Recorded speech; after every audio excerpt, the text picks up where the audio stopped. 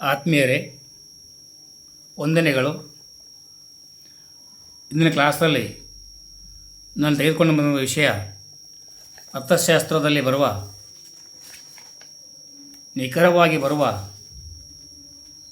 ಒಂದು ಅಂಕದ ಪ್ರಶ್ನೋತ್ತರಗಳು, ಅರ್ಥಶಾಸ್ತ್ರ ಮತ್ತು ವ್ಯವಹಾರ ಅಧ್ಯಯನ ಚೆನ್ನಾಗಿ ಮನನ ಮಾಡಿ. ಇವು ಎವರ್ಗ್ರೀನ್ ಪ್ರಶ್ನೆಗಳು ಅಂತ ನಾನು ಹೇಳ್ತೇನೆ ನಿಮಗೆ. ಈಗ ಮೊದಲನೇದಾಗಿ ನೋಡುವ, ಒಂದು ರಾಷ್ಟ್ರದಲ್ಲಿ ಒಂದು ವರ್ಷದ ಅವಧಿಯಲ್ಲಿ ಉತ್ಪಾದನೆಯಾಗುವ ಎಲ್ಲ ಸರಕು ಸೇವೆಗಳ ಒಟ್ಟು ಮೌಲ್ಯವನ್ನು ನಾವು ರಾಷ್ಟ್ರೀಯ ಆದಾಯ ಎಂದು ಕರೆಯುತ್ತೇವೆ. ಜೀವನ ಮಟ್ಟವನ್ನು ತಲಾ ಆದಾಯದ ಮೂಲಕ ಅಳೆಯಲಾಗುತ್ತದೆ.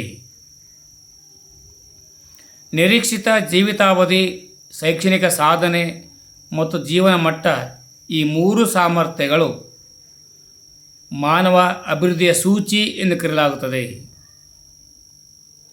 ಸರಾಸರಿಯನ್ನು ಮಾನವ ಅಭಿವೃದ್ಧಿ ಸೂಚಿ ಎಂದು ಕರೆಯುತ್ತಾರೆ. ದೇಶದಲ್ಲಿರುವ ಒಟ್ಟು ಮಹಿಳೆಯರಲ್ಲಿ ವಿವಿಧ ಉದ್ಯೋಗಗಳಲ್ಲಿ ದುಡಿಯುತ್ತಿರುವ ಮಹಿಳೆಯರ ಶೇಕಡಾವಾರು ಪ್ರಮಾಣಕ್ಕೆ ಮಹಿಳೆಯರ ಕೆಲಸದ ಭಾಗವಹಿಸುವಿಕೆ ದರ ಎನ್ನುತ್ತೇವೆ. ಭಾರತವು ಸ್ವಾತಂತ್ರ್ಯ ನಂತರ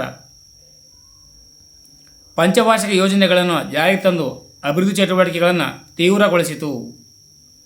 ಆರ್ಥಿಕ ಅಭಿವೃದ್ಧಿಯು ಮುಖ್ಯ ಅಭಿವೃದ್ಧಿ ಮಾನವ ಅಭಿವೃದ್ಧಿ. 2011ರ ಜನಗಣತಿ ಪ್ರಕಾರ ಮಾನವ ಅಭಿವೃದ್ಧಿಯ ಸೂಚಿ 0.547ರಷ್ಟಿದೆ.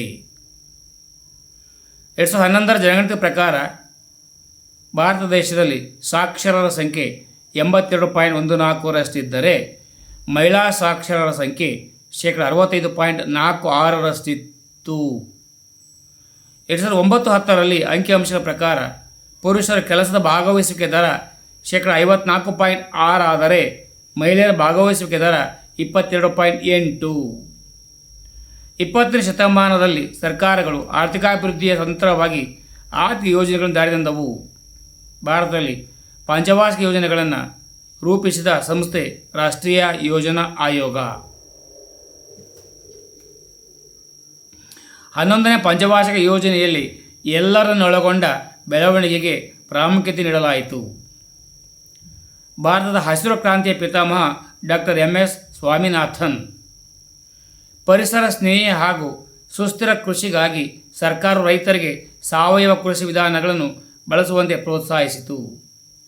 1934ರಲ್ಲಿ ಸರ್ ಎಂ ವಿಶ್ವೇಶ್ವರಯ್ಯನವರು ಭಾರತಕ್ಕೆ ಯೋಜಿತ ಅರ್ಥವ್ಯವಸ್ಥೆ ಎಂಬ ಕೃತಿಯನ್ನು ರಚಿಸಿದರು. 1950ರಲ್ಲಿ ಭಾರತ ಯೋಜನಾ ಆಯೋಗವನ್ನು ಸ್ಥಾಪಿಸಲಾಯಿತು. 1952ರಲ್ಲಿ ರಾಷ್ಟ್ರೀಯ ಅಭಿವೃದ್ಧಿ ಮಂಡಳಿಯನ್ನು ಸ್ಥಾಪಿಸಲಾಗಿದೆ. ಭಾರತದಲ್ಲಿ ಮೊದಲ ಪಂಚವಾರ್ಷಿಕ ಯೋಜನೆ ಏಪ್ರಿಲ್ 1, 1951ರಿಂದ ಜಾರಿಗೆ ಬಂದಿತು. ಭಾರತದ ನೈಜ ಅಭಿವೃದ್ಧಿ ಎಂದರೆ ಅದು ಗ್ರಾಮಗಳ ಅಭಿವೃದ್ಧಿ ಎಂದು ಹೇಳಿದವರು ಮಹಾತ್ಮ ಗಾಂಧೀಜಿ. 1993ನೇ ಸಂವಿಧಾನದ 73ನೇ ತಿದ್ದುಪಡಿಯ ಪ್ರಕಾರ ಭಾರತದಲ್ಲಿ 3 ಹಂತದ ಪಂಚಾಯಿತಿಗಳು ಅಸ್ತಿತ್ವಕ್ಕೆ ಬಂದಿವೆ. ಪಂಚಾಯತ್ ಸಂಸ್ಥೆಗಳ ಪ್ರಜಾಪ್ರಭುತ್ವಗಳ ತತ್ವದ ಅಡಿಯಲ್ಲಿ ಕಾರ್ಯನಿರ್ವಹಿಸುತ್ತವೆ. ಗ್ರಾಮೀಣ ಬಡ ಮಹಿಳೆಯರನ್ನು ಸಂಘಟಿಸಲು ಮತ್ತು ಅವರನ್ನು ಆರ್ಥಿಕ ಸ್ವಾವಲಂಬಿಗಳನ್ನಾಗಿ ಮಾಡಲು ಮಹಿಳಾ ಸ್ವಸಹಾಯ ಸಂಘ ಅಸ್ತಿತ್ವಕ್ಕೆ ತರಲಾಗಿದೆ. 68.84% ಜನರು 2011ರ ಜನಗಣತಿ ಪ್ರಕಾರ ಹಳ್ಳಿಗಳಲ್ಲಿ ವಾಸಿಸುತ್ತಿದ್ದಾರೆ. ಸರ್ಕಾರವು ಸಾರ್ವಜನಿಕ ಹಣಕಾಸನ್ನು ಕೋಶೀಯ ನೀತಿಯ ಮೂಲಕ ನಿರ್ವಹಿಸುತ್ತದೆ. ಆಯವ್ಯಯದಲ್ಲಿ ಸರ್ಕಾರದ ಆದಾಯವು ಅದರ ವೆಚ್ಚಕ್ಕಿಂತ ಹೆಚ್ಚಾಗಿದ್ದರೆ ಅದು ಉಳಿತಾಯ ಆಯವ್ಯಯ ಎಂದು ಕರೆಯುತ್ತಾರೆ. ಕೇಂದ್ರ ಸರ್ಕಾರದಲ್ಲಿ ಆಯವ್ಯಯವನ್ನು ಲೋಕಸಭೆಯಲ್ಲಿ ಮಂಡಿಸುವವರು ಹಣಕಾಸು ಸಚಿವರಾಗಿರುತ್ತಾರೆ.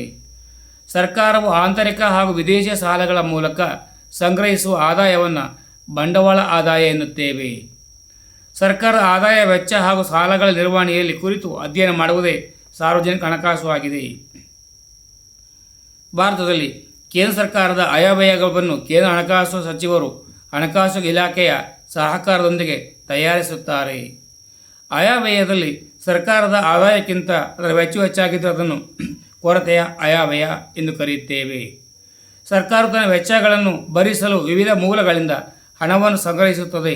ಇದನ್ನು ಸಾರ್ವಜನಿಕ ಆದಾಯ ಎನ್ನುತ್ತಾರೆ. ಸರ್ಕಾರವು ವಿವಿಧ ತೆರಿಗೆಗಳ ಮತ್ತು ತೆರಿಗೆಯೇತರ ಮೂಲಗಳಿಂದ ಸಂಗ್ರಹಿಸುವ ಆದಾಯವನ್ನು ಕಂದಾಯ ಆದಾಯ ಎಂದು ಕರೆಯುತ್ತಾರೆ.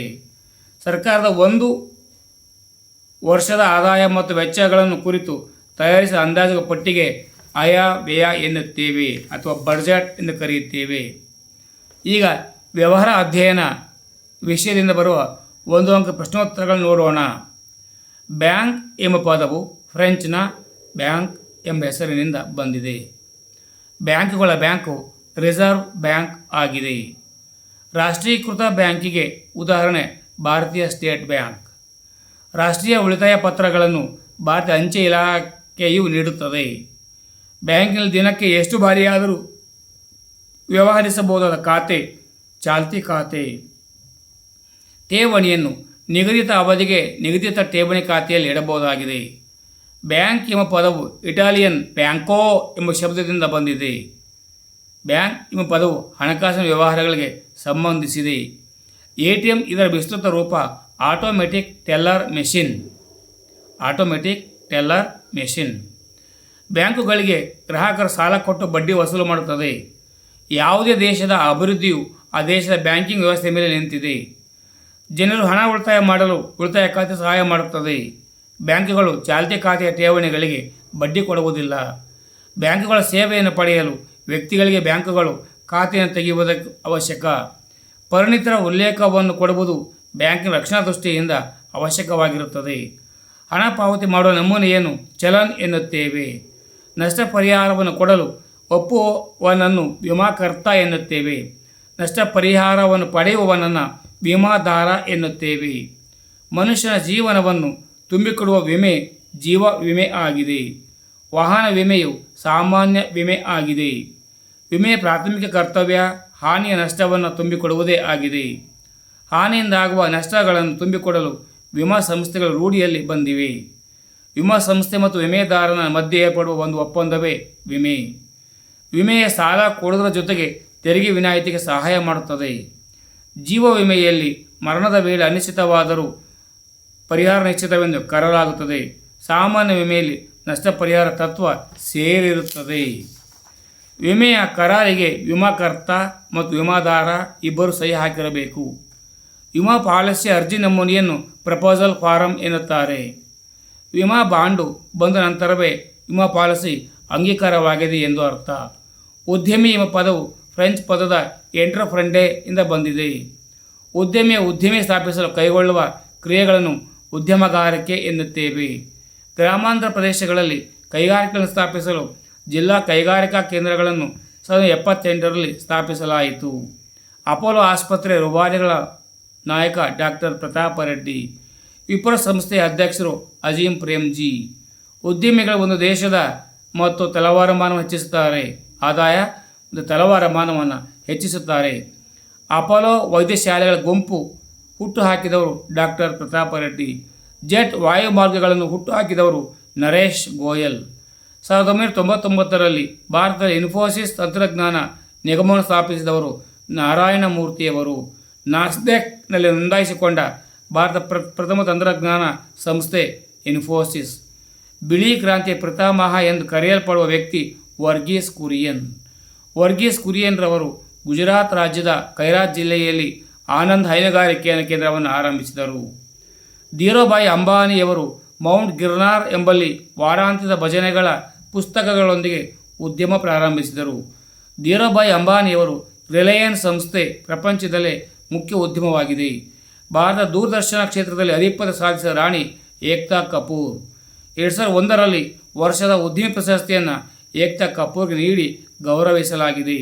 ಕರಣ್ ಮುಜುಮ್ದಾರ್ ಮತ್ತು ಶಹಾ ಬಯೋಕೋ ನಿಗಮದ ಅಧ್ಯಕ್ಷರು ಮತ್ತು ಆಡಳಿತ ನಿರ್ದೇಶಕರಾಗಿದ್ದಾರೆ. ಜೀವವಿಜ್ಞಾನ ತಂತ್ರಜ್ಞಾನ ಸಂಸ್ಥೆ 1978ರಲ್ಲಿ ಪ್ರಾರಂಭವಾಯಿತು.